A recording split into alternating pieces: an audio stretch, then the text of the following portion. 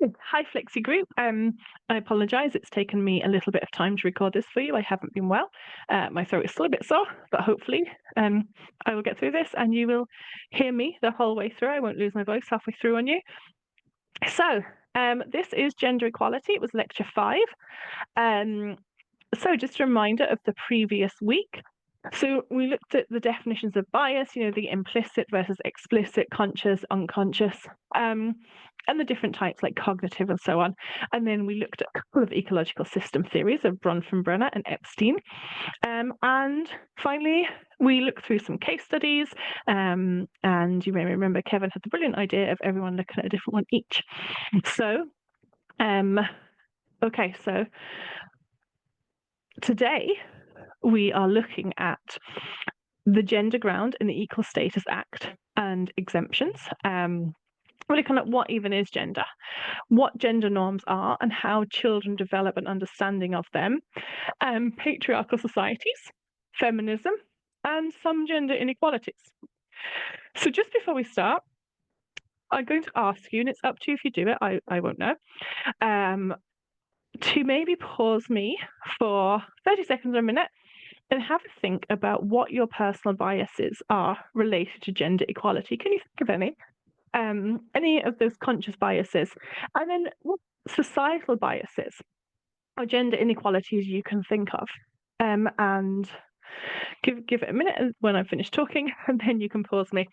And the reason I'm asking you to do this is because at the end of the module, in your assignment, you might remember there is a 500-word reflection. And that reflection is asking you, what did you kind of know at the beginning? What did you learn? So you can use these activities, and I'm going to do them in each of the lectures now for when we look at each of the grounds. And you can just keep that information and use those to create that at the end of the module, that reflection. So if you want to pause me for 30 seconds or a minute and have a think about that, and then come back and join me on the next slide.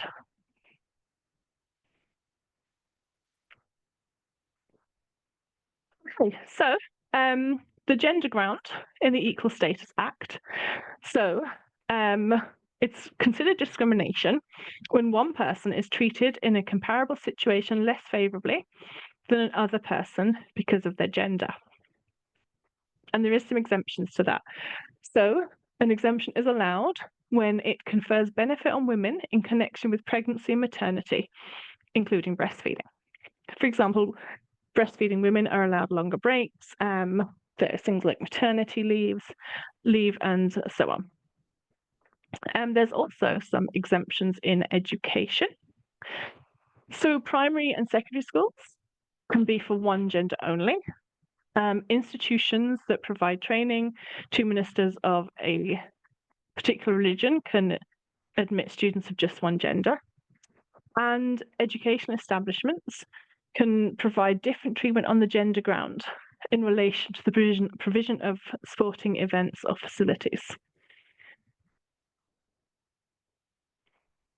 So gender is a social construct. So I'm sure you know what social construct is.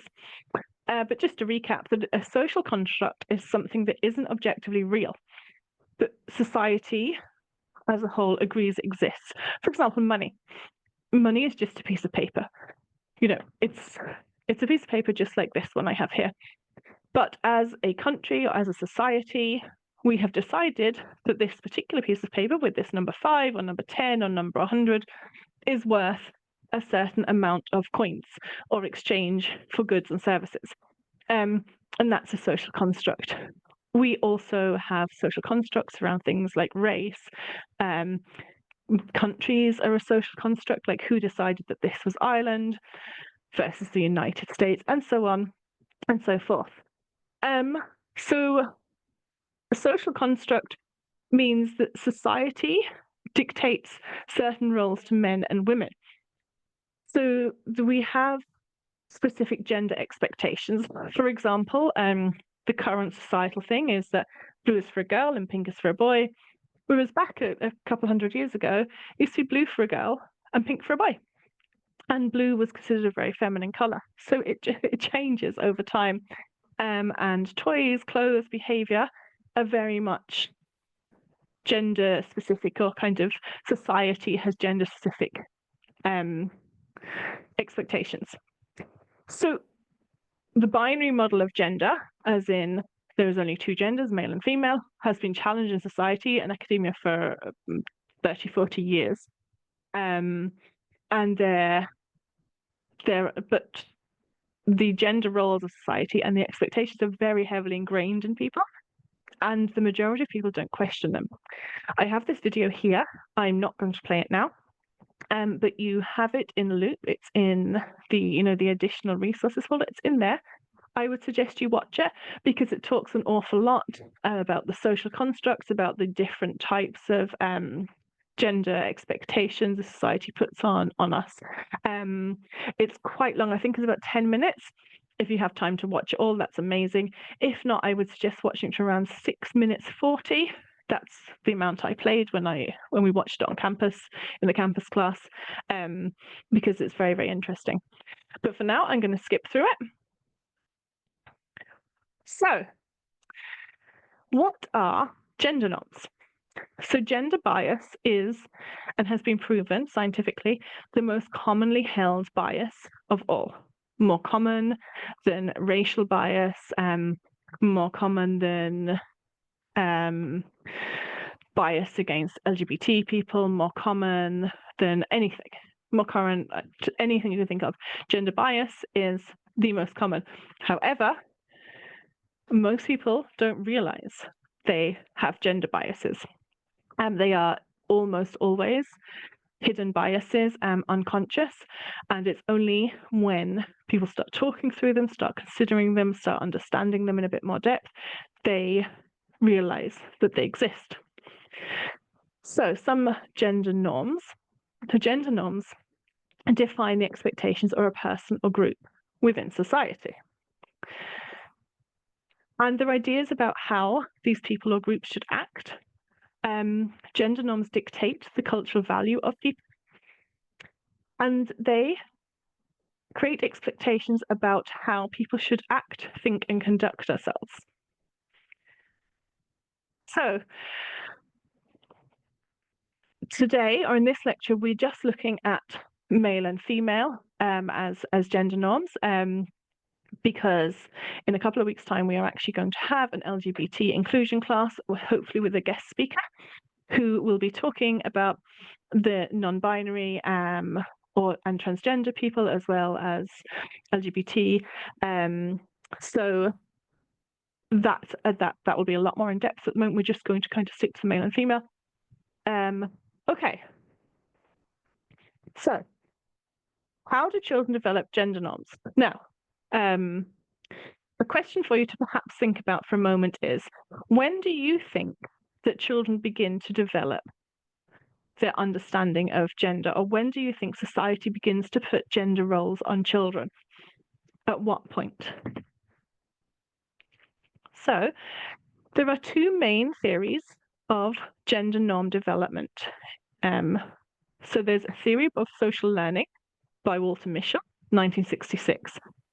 And he said that children learn gender norms by how they're treated. So he believed that children are treated differently by adults depending whether they're boys or girls.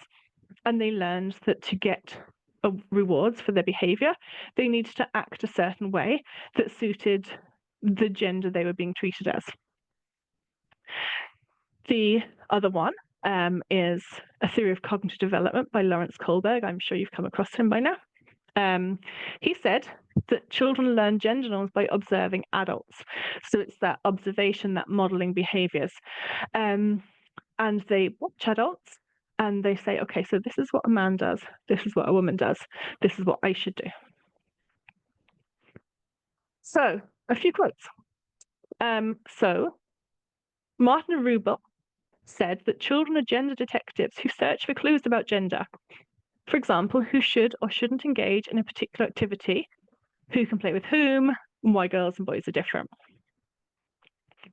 Erin, who is 4, was talking about a drawing and said the ones with eyelashes are girls, boys don't have eyelashes.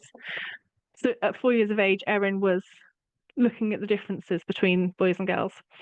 And a 4-year-old boy who went out for dinner with his parents said men eat pizza and women don't. And some studies have shown that children pay a lot more attention to toys and activities they believe are for their gender. But they perform better, they remember more, and they expect more success for toys and activities that they perceive as being for their gender. When activities are presented as stereotyped, children respond to that in that way, that they remember more, they perform better. Children are presented with stereotypes and they believe in them, and that perpetuates that cycle. So the more children are taught that, you know, boys do this, girls do this, the more that cycle continues. I imagine you know the Bobo the Doll experiment. Just to remind you, the Bobo the Doll experiment was when children watched an adult go into a room, and there was a few different groups of children. For some of them, they saw a male go into a room, and there was a big creepy looking clown thing, a bit like Mr. Blobby, if you remember him, but a doll, not a person. And the adult went into the room. Sometimes they just did the thing and played, and a couple of times they were quite aggressive to the Bobo experiment. But then when the children went into the room, the children who had watched the people be aggressive were also aggressive to the doll.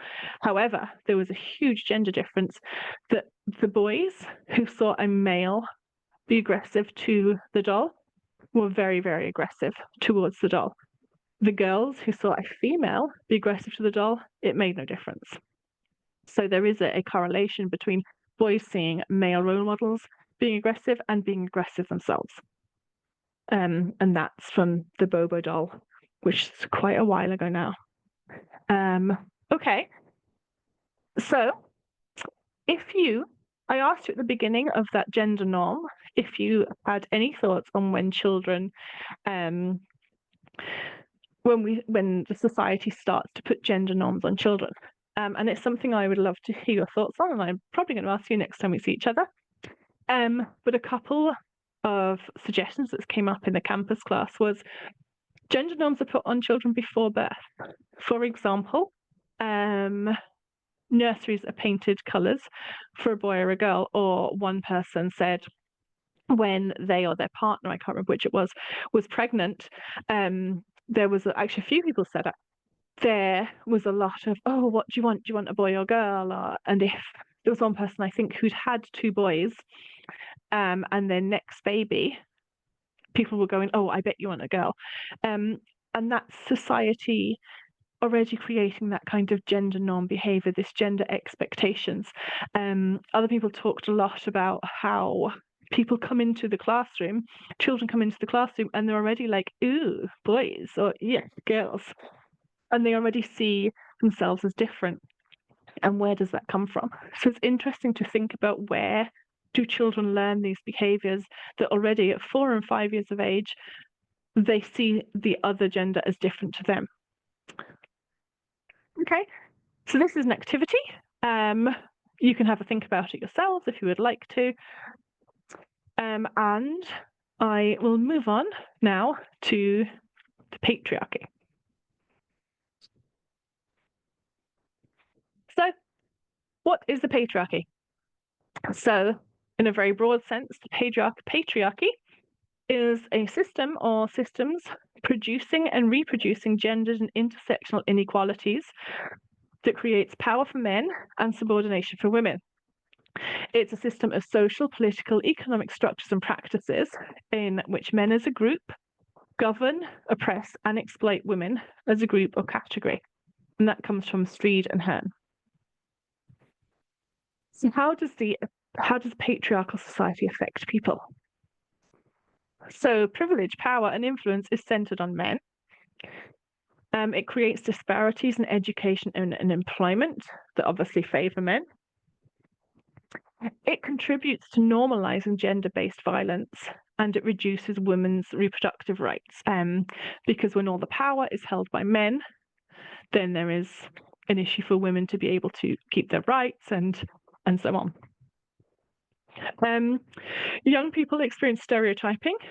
Young people, it's important to remember that when we're talking about young people, we're talking about both girls and boys, men and women, but they experience stereotyping that tells them to look and act certain ways to belong. And there's societal expectations on young people that are designed to ensure women develop female skills and men develop male skills. And we discussed this in the campus group, and I would love to discuss it with yourselves as well, about what does society consider female skills and male skills. And they were talking about things like, when you're in school and you might have, say, woodwork classes, or I don't know what it's called now, like home ec. It wasn't in my day. And there'd be a lot more boys, even now, would go into the woodwork or the metalwork, while the girls seem to aim more for the home ec. And it's that kind of societal expectation that these are boys' skills, these are girls' skills. And that's quite a patriarchal effect. And a societal. But the society is, of course, overseen by the patriarchy or patriarchal effect. So, a patriarchal society kind of has an influence that women should be nurturing, caring, and kind. But it also would suggest that men should be strong, aggressive, and unemotional. And of course, there is this kind of perception that anger in men isn't considered an emotion. So men can be angry, they can be aggressive, and that's not considered an emotion, because emotional is female. So in patriarchal societies, men cannot be, they can't be in touch with their feelings, but it's okay to be angry. So of course, then you have a situation, it does create a situation where men are restricting these kind of feelings to be manly, especially young men, and it comes out as anger instead. Creating a society marginalizes women, but it also tells men that their worth only lies in what they provide. So men's role in patriarchal societies is to be providers and protectors. It's not to be a person. It's not, you are who you are. And this is talking about the extreme patriarchal society. This isn't just kind of a there is, of course, spectrums like there is on everything. A very, very important point to consider when we are talking about gender equality and patriarchal societies. At the moment, 80% of deaths by suicide are male, and they're mostly young men. And there is a lot of research that suggests one of the reasons for this is that men and young men are not taught to be able to manage their anger, that it's okay to have feelings and those kind of things. And it's a big problem. But it's it.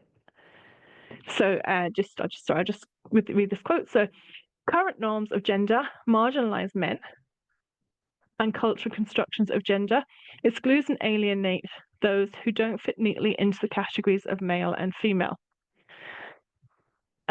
So it is an important point that we need to remember that when we are talking about gender equality, about gender bias, that men are also struggling with some issues, such as not being allowed to, not feeling that maybe that they are able to be at the same level, or that they are lower in education. I'm going to talk about that in a minute. But I noticed that when we were discussing in the campus group about, what do you think is societal bias of gender, most of the answers were about women. All the answers about women. And it was only when we got to this point, people started going, oh, hang on, and started to actually think about men. And you might remember a few slides ago, I said gender bias is mostly unconscious. And that's one aspect of it, that we as a society have a tendency to forget that we also need to remember men's equality as well as women's when we're talking about gender biases and gender equality. So, the counteract to patriarchy is the feminist movement.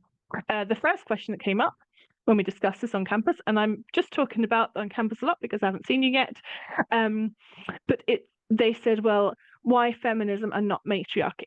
And the answer to that is matriarchy is the same as patriarchy, but from a female perspective. So when patriarchy is holding all the power and all the control in hands of men, matriarch would be holding all the power and control in the hands of women. It's still not equality.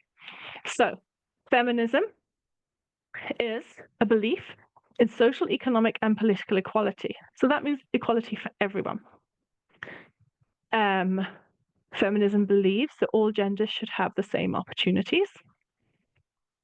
And it's a movement to end sexism, patriarchal oppression, and create full equality. And remember, ending patriarchal oppression has benefits for men as well as women. So this is a lovely quote I really liked. A feminist is a man or a woman who says there's a problem with gender as it is today. We must fix it. We must do better. All of us, men or women, must do better. So men can be feminist allies. Of course they can. And it's really important to develop young men's awareness of the roles they can play as advocates and as allies for equality. So being aware of those positive roles they can play, Bell Hooks actually said that to create change, you have to raise the consciousness of young men at the same time as young women. And they gave this really, really interesting quote. It said, had there been an emphasis on groups of boys and men about what sexism is and how it can be transformed, it would have been impossible for mass media to portray the feminist movement as anti-male. And I'm sure we've all seen posts, and if you use Twitter or Facebook, that does try to portray feminism as being anti-male, when in fact it's not. It's equality for everyone. But when boys and young men, or even older men, aren't being told that what sexism is, what patriarchy is, what feminism is, they don't know that. So ensuring everyone understands all these things is really, really important. Gender equality in Ireland. So there's been a really strong movement for equality in Ireland for a very long time, almost a century. So women in Ireland got the right to vote in 1928 when we got independence from Britain. The marriage ban was lifted in 1973, which meant that previous to that, women had to resign from public service jobs when they got married, because according to the government or whoever it was, they were occupying a job that a man could be doing when women should be at home bringing up families. Contraceptives were freely available in 1991. Before that, only married couples could get contraception, and only by getting a prescription for the GP. So single women couldn't, or single men couldn't go and get contraceptives previously to that. So the National Women's Council of Ireland has made a huge contribution to that. They've done a lot of things like helping to achieve increased maternity leave. They've campaigned for gender quotas in political representation. And they've pushed for changes to the Irish Constitution on women in the home and gender equality. And you might remember a few weeks ago, I think it was the second lecture when we looked at law and the hierarchy of laws. And we talked about the care referendum and the one that didn't pass. And you might remember that the government was given wording and they chose not to use it. And the National Women's Council had quite a lot to do with creating that wording, and they were involved in all those working groups and so on. And that didn't go through. So, but they are very big advocates to supporting women. So, even with these advancements, and there has been some good ones, a lot of gender inequalities still remain. So that includes things like division of labor within the home, reproductive health issues. There is an increased risk of domestic violence, and 29% of women report that they've experienced domestic violence, which is almost 1 in 3, which is a very, very high number. Pink tax. Women pay more for a very equivalent product. For example, a razor made and marketed for men and a nice pink razor made and marketed for women could be the exact same product. The women's one is always more expensive. Suicide rates for men, which we've talked about before, 80% of suicides are men. Equality in education for men, 34% of men versus 43% of women have a degree. Whereas 10-15 years ago, it was the opposite way around. So something has changed. And there is nothing wrong with people, be it men or women, deciding not to go into higher education, deciding to do something, or deciding to have a trade, deciding they want to stay at home and raise a family. That's all completely okay. And that is part of feminism, that everyone has the right to make a choice. However, if there is something that means that men are falling behind in higher education, they're not able to access it, there's difficulties for some reason, that inequality needs to be balanced out. And we do that by identifying how to address those challenges in a way that empowers both young men and young women. And we talk to people, we can consult them, we can ask them about their experiences, and help young people to express their needs that will create better equality in society.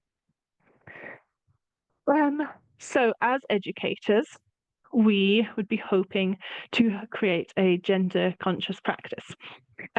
So some main points on that. So looking at things like working with people to understand and challenge their gender biases.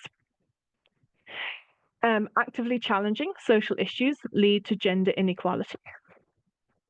Making links between the gender-related issues they may encounter as an educator and the societal gender norms behind them.